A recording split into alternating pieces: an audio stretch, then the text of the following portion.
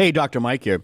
Is the aging process gradual or does it happen in waves? Stay tuned to find out.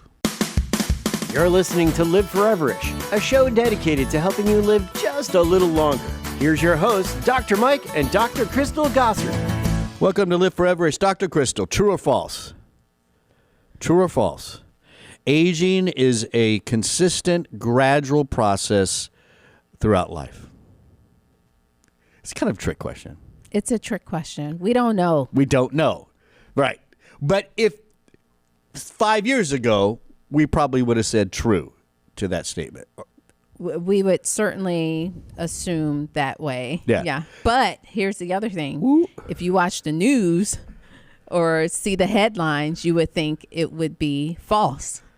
Because how we sensationalize studies that are published and create our own conclusions that may not match the reality. The reality. Yeah, well, it turns out that there's this idea, instead of aging being like this consistent, gradual, ongoing process, that actually it may occur in what they call waves, right? And before we get into that, if you think about it, it does kind of make sense right there, because a lot of things about the human body happens in waves. Or specific time points. Yeah, that are predictable. Growing in adolescence and puberty. Yes, those are times. But so when you think about it, and then you think about even our daily hormones and stuff like that. There's a rhythm. The fact that the body may age in these waves isn't that far off to me. No, around 43, 44, you're going to need readers. Yeah. You women around 52, menopause. Yeah. Like you have these moments. There's these moments that are very consistent for the general population as a whole. Correct. Right. No. So it's not that far off from me. But now we're going to talk specifically about one study in all this, right? Mm-hmm. And the disclaimer for this is, as you already said, we still need more research. There's still a lot more to go here. But this was interesting. Because at the end of the day, we'll get into it, but I just want to state what they found, right? Mm-hmm. At the end of the day, they found two big waves of aging. Lower 40s, lower 60s, right? 40s and 60s. Correct. Early 40s, early 60s are the two main waves of aging. Robson, you and I only have one more wave to go, and we're done. Well, no, here's the deal. And we'll talk about why that's not true. Went through the first one. I didn't even know it. The participants were 25 years old to 75 years. So we don't know if there's another wave at maybe 80. I bet there is. And Robson and I, we're going to make it. To the third wave. We're going to ride that second wave all the way in. You're going to make it to the third wave. I love that. Yeah, so let's talk a little bit about how did they do this? Like, tell us about the study design. Yeah, so the researchers, with this idea that they know that there are these moments in a lifespan that things happen, they realize, hey, what's going on biologically? What's going on at the cellular level? What's going on with your cholesterol levels, with your blood sugar levels, with your white blood cells, your red blood cells? What's happening with your microbiome? And so they sought out to identify this with a group. Now, it's a small group, 108 men and women, again, aged 25 to 75 years, and they took all sorts of biological samples from these participants every 3 to 6 months. Yeah. So they got their group and they're testing everything. 3 to 6 months. We're not going to get into the details of all that they tested, right? I mean, they're kind of classic markers of aging. Right, but I would have to say, we should say, over 5,000, about 5,405 biological samples. Yeah, it's a lot. From everywhere. Stool, blood, skin swabs, oral swabs, nasal swabs. I mean, they went everywhere to get samples. Right. And so then they just follow these biomarkers, right? We'll just call them that, these samples. I think it was almost 7 years, up to 7 years. Well, 7 years, that's the max. But the median was much shorter. Okay. So that 7 That's where it year gets a little- was kind of an outlier. Yeah. So unfortunately, they didn't follow these individuals over decades of time to see how their results changed. They compared age groups. Yeah. Which is why we gave our disclaimer that we need a larger sample. We need a longer sampling time. Yes. For sure. But with that said, looking at these biomarkers, they were very rigorous there, without a doubt. They were able to identify some waves. They did, and I think we can't just discredit this research. I think it's definitely can create some more hypotheses, but some things that they found around age 44, there were shifts in molecules associated with cardiovascular disease, skin, muscle, lipid, caffeine, alcohol metabolism. People in their 60s, there are negative changes related to cardiovascular disease, kidney function. And what was really immune system in that group. Rapid decline. Immunosenescence. Yeah, that's rapid decline at age 60. Like they just could not ignore that marker. And in 40s, what stood out was the rapid decline in alcohol metabolism. Yikes! I relate to that. That sounds about right. You know, when you're 20 and 30, you can put it on. Yeah. You got in your 40s, it was like, oh, I had one drink, I gotta go to bed. and what they saw was it's just these spikes and changes that slowed around age 44 to 53. Yeah. Like what they were seeing kind of slowed down. And then after age 60, slowed down again. So it certainly makes you think that, there are these bursts. We call it the rapid burst of aging around this time. Michael Snyder, PhD, who was one of the senior authors, he said it turns out the mid-40s is a time of dramatic change, as is the early 60s. And this is the point this is the part that caught my eye. And he goes on and says, and that's true no matter what class of molecules you looked at. And remember, they looked at a lot. A lot, right? So they saw these bursts across the board in these biomarkers. Right. So what do we do? I know, Dr. Mike. That's the whole thing. You think, okay, what do you do when you're kind of leading up to these hallmarks? Yeah. Then should you, first of all, can you avoid the burst altogether?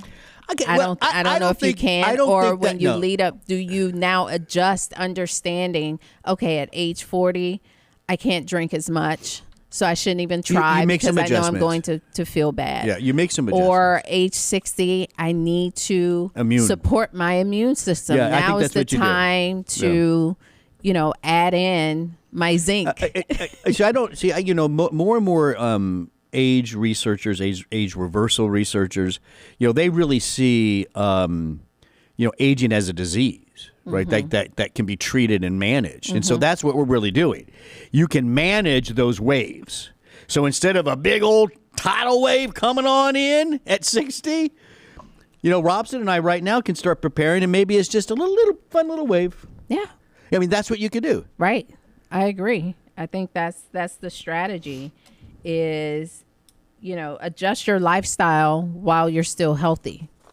So then the wave doesn't hit you quite as hard. Because if you are I think I've heard you say this years ago, health and wellness is not about not aging, not getting sick, but you take person A who's in great shape and they get sick versus person B who's not so great shape, they're not as resilient and they get sick. Who will fare better? Yeah, obviously the healthier. Right. So at the end of the day is you're managing, you're helping your body withstand and be more resilient because things happen. Yes, resilience, stamina, and making sure you're in the best place in life to ride the wave. Yeah, So one of the things that I was interesting here. Now, I don't know if this came from our researcher, Dana Dye.